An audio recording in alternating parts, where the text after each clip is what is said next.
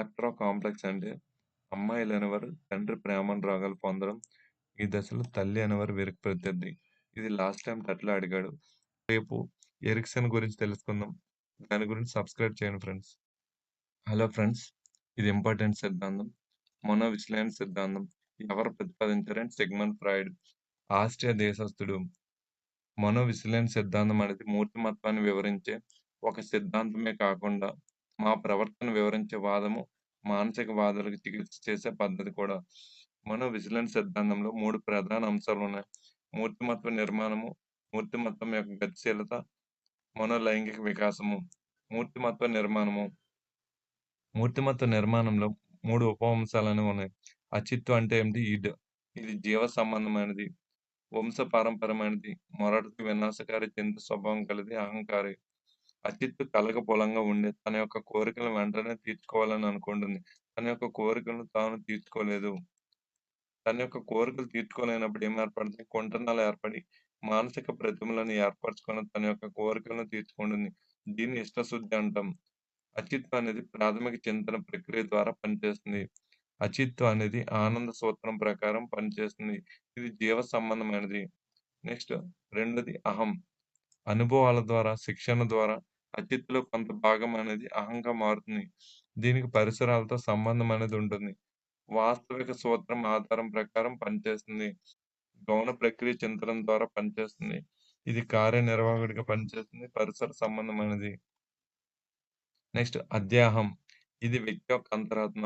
గురువులు, తల్లిదండ్రులు, మంచి స్నేహితుల వల్ల వికసించే భాగం. పర్యవేక్షకుడు, నీతి బోధకుడు, నియమానుసారంగా ప్రవర్తించేది. ఆదర్శ సూత్రం ప్రకారం పనిచేస్తుంది. మూర్తిమత్వం యొక్క గతిశీలతలు. ఇందులో 3 ఉప అంశాలను ఉన్నాయి. చేతనం. వ్యక్తి చైతన్యవంతుడిగా ఉన్నప్పుడు తన యొక్క జ్ఞానేంద్రియాల ద్వారా స్వీకరించే అనుభవాలన్నిటిని కూడా చేతనం అంటారు. ఉపచేతనం. ఇది మనసులో కొంచెం లోతైన భాగం. అచేతన అనుభవాలు దాచుకుంటుంది. అవసరమైనప్పుడు తన యొక్క అనుభవాలను గుర్తుకు తెచ్చేందుకు ఉపయోగపడే భాగమే ఉపచేతనం. చేతనం. మనసులో అతి లోతైన భాగం. వ్యక్తి యొక్క అనుభవాలు ఏవైతే అవమానాన్ని, సంఘర్షణలను, మానసిక ఒత్తిడిని కలిగిస్తాయో, సాధించలేని వాంఛలు, కోరికలు, చిన్ననాటి చేదు అనుభవాలు మనస్సులోని అచేతనంలోకి నెట్టివేయబడతాయి. ఇందులో విషయాలనేవి అవసరమున్నా, ఎంత ప్రయత్నించినా కూడా గుర్తుకు రావు. మనోలైంగిక వికాస దశలు. పుట్టినప్పుడు శిశువులో కొంత మోతాదులో కొంత లైంగికత అనేది ఉంటుంది. దీన్ని మనం లిబిడో అని అంటాం.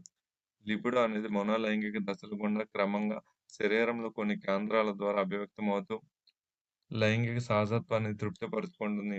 ఒక్కొక్క దశలో శరీరంలో ఒక్కొక్క కేంద్రం క్రమేపణ కొద్ది కేంద్రంగా పనిచేస్తుంది. మౌఖిక దశ అంటే ఈ దశ యొక్క ముఖ్య లక్షణం ఏదంటే శైశవ కాముకత. కార్ల్ అబ్రహాం అనేవాడు ఈ దశను 2 ఉపదశలుగా విభజించారు. అది ఒకటి మౌఖిక నిష్క్రియాత్మక దశ. అంటే తల్లి శరీర అవయవాల్ని శిశువు తన యొక్క భావించే దశ. భావించే దశ. అది మౌఖిక దౌర్జన్య దశ. తల్లి శరీర అవయవాలు తనవి కావని శిశువు చిలిపిచేష్టలు చేసే దశ. ఈ దశలో ఏమవుతుందంటే ధనదాహము, అధికార దాహము, ప్రేమ దాహము, నిరాశవాదులు, వివాద స్వభావాలు, ద్వేషభావం కలగడం, గోళ్ళు కొరకడం, పండ్లు కొరకడం, అతిగా తినడం అన్నీ అతిగా ప్రదర్శిస్తారు. రెండోది ఆసన దశ. కార్ల అబ్రహం అనేవాడు ఈ దశను 2 ఉపదశలుగా విభజించారు. ఆసనం బహిష్కరణ దశ. ఇక్కడ శిశువు మలమూత్ర విసర్జన ఎక్కువగా చేసి సంతృప్తిని చెందుతాడు. ఆసన ధారణ దశలో మలమూత్ర విసర్జన చేయక సంతృప్తిని చెందుతాడు. ఈ దశలో ఏమవుతుందంటే ఉదార స్వభావులు, దాన ధర్మాలు చేసేవారుగాను, ప్రేమానురాగాలు అందించేవారుగాను, సహాయకారుగాను, మొండి కాలాన్ని క్రమాన్ని పాటించని వ్యక్తులుగాను, స్వార్థపరులుగాను, వ్యసనాలుగా తయారవుతారు. నెక్స్ట్ మూడోది సిగ్న దశ. ఈ దశలో ఎడిపిస్ కాంప్లెక్స్, ఎలక్ట్రా కాంప్లెక్స్ అనే భావనలుంటాయి. ఎడిపిస్ కాంప్లెక్స్ అబ్బాయిలనేవారు తల్లి ప్రేమానురాగాలు పొందడం. ఈ దశలో వీరికి తండ్రి అనేవాడు ప్రత్యర్థిగా ఉంటారు. ఎలక్ట్రా కాంప్లెక్స్‌లో అమ్మాయిలనేవారు తండ్రి ప్రేమానురాగాలు పొందడం. ఈ దశలో తల్లి అనేవారు ప్రత్యర్థిగా ఉంటారు. లాస్ట్ టైమ్ ఈ టెట్‌లో అడిగారు ఫ్రెండ్స్ ఈ బిట్టు. ఈ దశలో అహం అనేది ఏర్పడుతుంది. ఈ దశలో ప్రేమ, ఈర్ష్యల మధ్య సంఘర్షణలనేవి మొదలవుతాయి. గుప్త దశ, యవ్వన ఆరంభం, పూర్వ కౌమార దశలో ఉంటుంది. ఈ దశలో తాదాత్మ్యీకరణం, అంతరీకీకరణం అనే ప్రక్రియల వల్ల ఏర్పడుతుంది. ఈ దశలో అధ్యాహం బాగా అభివృద్ధి చెందుతుంది. గుప్త దశలో అధ్యాహం అనేది సూపర్ ఈగో డెవలప్‌మెంట్ అవుతుంది. జననాంగ దశ, ఉత్తర కౌమారం, తొలి వయోజన దశ. ఈ దశలో మొదట్లో ఆడ, మగ పిల్లలు కలిసిమెలిసి ఆడుకుంటారు. కాలక్రమేణా సజాతి లింగాకర్షణ ఏర్పడుతుంది. తర్వాత విజాతి లింగాకర్షణ అనేది ఏర్పడుతుంది. రక్షక తంత్రాలు ఈ పదాన్ని మొదటగా ఉపయోగించిన వారు ఫ్రాయిడ్. సంఘర్షణ వల్ల కుంటనాలు ఏర్పడతాయి. కుంటనాల వల్ల ఒత్తిడి వల్ల మనోవ్యాకులత అనేది ఏర్పడుతుంది. కుంటనాలు ఏర్పడడం వల్ల మనోవ్యాకులతను తగ్గించేందుకు ఉపయోగించే చేతన, అచేతన ప్రక్రియనే రక్షక తంత్రాలంటారు. అంటే వ్యక్తి ఉద్రిక్త పరిస్థితులు తట్టుకోవడానికి ఉపయోగించే అచేతన ప్రక్రియలు. వ్యక్తి యొక్క అహాన్ని పరీక్షిస్తాయి. ఇందులో ఆత్మ వంచన భావన దాగి ఉంది. మొదటిది ప్రేరక తారుమారు. తనలో ప్రేరకాలకు వ్యతిరేకమైన ప్రేరకాలను ఊహించుకొని ఉపశమనం పొందడం. తనలో ప్రేరకాలకు వ్యతిరేకమైన ప్రేరకాలను ఊహించి కొని ఉపశమనం పొందడం. ఉదాహరణ, ఉపాధ్యాయుడు దండించిన తర్వాత విద్యార్థిని పిలిచి, "నీవు బాధపడుతున్నావంటే లోపల బాధగా ఉన్నా పైకి లేదని చెప్పడం." నెక్స్ట్ రెండోది దమనం. బాధాకరమైన విషయాలను, అపజయాలను, అవమానకరం అవమానకరమైన అనుభవాలను బలవంతంగా మర్చిపోవడాన్ని దమనం అంటాం. ప్రాథమిక రక్షక తంత్రం. దీన్నే మనం ప్రేరేపిత విస్మృతి అని అంటాం. మానసిక నాడీ రుగ్మతలు కలిగిన వ్యక్తులు దీన్ని ఎక్కువగా ఉపయోగిస్తారు. ఎగ్జాంపుల్, బ్యాంక్ బ్యాలెన్స్ తగ్గిపోయిందని అప్పులు మర్చిపోవడం. మూడోది ప్రక్షేపణం. వ్యక్తి తన యొక్క లోపాలను, తీరని కోరికలను, అసంతృప్తి భావాలను ఇతర వ్యక్తులకు గాని, వస్తువులకు గాని ఆపాదించడం. అంటే తన యొక్క తప్పులు, అపజయాలను ఇతరులను బాధ్యుతులుగా చేయడం. ఇతర యొక్క తప్పులను భూతద్దంలో చూపించడం లాంటిది. దమనం తర్వాత ఎక్కువగా ఉపయోగించే రక్షక తంత్రం ప్రక్షేపణం. ఆడలేక మద్దెల మీద గోడ వంటిది. ఎగ్జాంపుల్స్, అవినీతిపరుడికి ప్రపంచమంతా కూడా అవినీతిమయంగా కనిపించడం. పరీక్ష ఫెయిల్ అయిన విద్యార్థి ఫెయిల్ అవ్వడానికి అధ్యాపకులే కారణమని చెప్పడం. పరీక్ష పత్రం తప్పులు తడకలుగా ఉందని అనడం. ఆకర్షణ లేని ఒక యువతి పురుషుడి వెంట తన వెంట పడుతున్నాడని అనడం.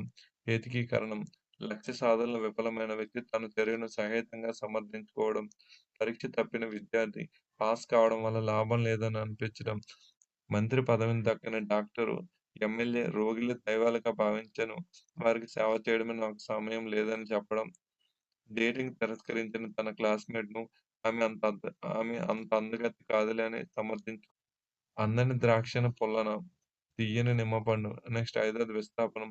కోరికలు లేదా ధ్యేయాన్ని అంగీకరిస్తాడు. కానీ గమ్యాన్ని మారుస్తాడు. అత్త మీద కోపం దుత్త మీద చూపించడం లాంటిది. ఎదురింటి ఆవిడ మీద కోపాన్ని పిల్లల మీద చూపించడం. నాయకుడి మీద కోపాన్ని ప్రతి నాయకుడు విలన్ల మీద చూపించడం. ఆఫీసర్ మీద కోపాన్ని గుమస్తా తన యొక్క భార్య మీద చూపించడం. ఆరోది ప్రతిగమనం. పూర్వపు స్థితిని పొందడాన్ని ప్రతిగమనం అంటారు. అంటే పెద్దల వలె ఆలోచించి సమస్య పరిష్కారం కానప్పుడు ప్రవర్తించడం. పిల్లల వలె ప్రవర్తించడం. అంటే ఉద్యోగాన్ని కోల్పోయిన వ్యక్తి పిల్లల్ని పట్టుకొని ఏడవడం. పదే పదే పుట్టింటికి వెళ్ళే నూతన వధువు. రాత్రిపూట పక్కతడిపే యువకుడు. రోడ్డు మీద వేగంగా వాహనాన్ని నడపడం. తాదాత్మ్యీకరణం. ఒక వ్యక్తి ఇతరులతో కలిగిన అభిలాషణీయమైన లక్షణాలను తన మూర్తిమత్వంలో చేర్చుకోవడం. వ్యక్తి తాను సాధించలేని ఇతరులు సాధించినప్పుడు తానే సాధించినట్లు అనుభూతి పొందడం. అయితే తాను ఓడిపోయినా తన యొక్క మిత్రుడు గెలిచానన్న అనుభూతి పొందడం. ద కండక్టర్ కొడుకు కలెక్టర్ అయినప్పుడు కండక్టర్ యొక్క అనుభూతి అనేది తాదాత్మ్యీకరణం. పరిహారము. ఒక వ్యక్తి ఒక రంగంలో రాణించినప్పుడు మరో రంగంలో కూడా రాణించినప్పుడు అంటే ఒక వ్యక్తి ఒక రంగంలో రాణించినప్పుడు మరో రంగంలో రాణించడం. చదువు పట్ల ఆసక్తి లేని రమణ మహర్షి గొప్ప తాత్వికుడిగా మారడం. నిరక్షరాస్యులైన తల్లిదండ్రులు పిల్లలకు చదువు చెప్పించడం. చదువులో వెనుకబడిన విద్యార్థి ఆటలో ప్రతిభ చూపడం. పిల్లలు లేని మహిళ ఒక కాన్వెంట్‌లో టీచర్‌గా చేరడం. అవి అవిటితనంతో బాధపడే హెలెన్ కెల్లర్ గొప్ప సంఘ సేవకురాలుగా, కవయిత్రిగా రాణించడం. స్వైర కల్పన. పగటి కల కనడం. అంటే తీరని కోరికలు కలలో సంతృప్తి చెందడం. నెక్స్ట్ నిరాకరించడం. సహించలేని వాస్తవాన్ని నిజం కాదని తోసివేసి తాత్కాలికంగా ఉపశమనం పొందడం. ఎగ్జాంపుల్, భార్య మరణ వార్త విన్న భర్త అది నిజం కాదని తోసివేయడం. ఉపసంహరణ. వ్యక్తి తనకు సంబంధించిన పరిస్థితులను దూరంగా ఉండడం. పేరెంటాకల్ పేరంటాలకు వెళ్ళే మహిళలు అక్కడ అవమానం జరుగుతుందని పోకపోవడం. ఉదాత్తీకరణం, ఉద్వేగపూర్వమైన ఆలోచనలు, నిర్మాణాత్మకమైన క్రియల్లో కేంద్రీకరించడం, ప్రేయసిపై కవితలు రాసే ప్రేమికుడు గొప్ప కవిగాను, గొప్ప చరిత్రకారుడుగాను మారడం. జక్కన్న, అన్నమయ్య, తులసీదాస్ మొదలైన వారు. నెక్స్ట్ సంఘర్షణ. నిర్వచనాలు. సంఘర్షణ అనేది 2 విరుద్ధమైన కోరికల మధ్య ఏర్పడే సన్నిహిత వల్ల కలిగే బాధాపూరితమైన ఉద్వేగ స్థితి అనేది ఎవరంటే డగ్లస్ మరియు హాలే అనేవారు చెప్పారు. సంఘర్షణలనేవి ఎన్ని రకాలంటే 4 రకాలు.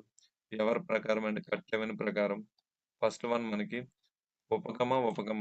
2 ఆకర్షణీయమైన లక్ష్యాల్లో ఏదో ఒకదాన్ని ఎన్నుకోవాల్సి వచ్చినప్పుడు కలిగే సంఘర్షణ ఉపగమ.